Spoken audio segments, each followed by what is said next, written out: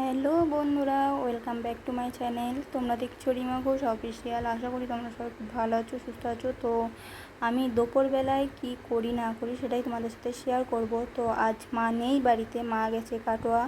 তো দুপুরবেলায় স্নান টান করে একটু পড়তে বসেছিলাম বই খাতা নিয়ে।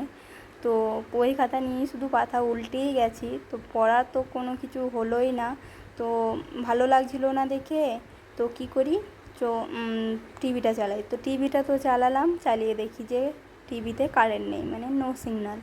তো কি করব, কিছুই করার নেই, নো সিগনাল যখন, তো তখন তো কিছু করার নেই।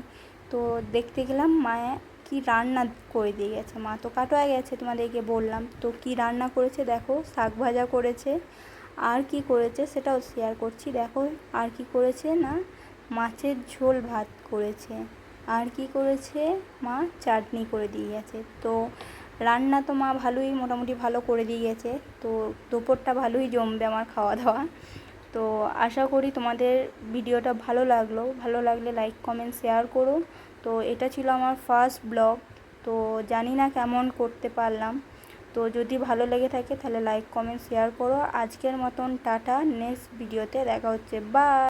আর হ্যাঁ, এটা তো আমার ফার্স্ট ব্লগ, তো আশা করি ভুলভ্রান্তি হয়েছে, তো সেইটুকু তোমরা ক্ষমা করে দিও। তো টাটা, ভালো থেকো, সুস্থ থেকো, তো বাই।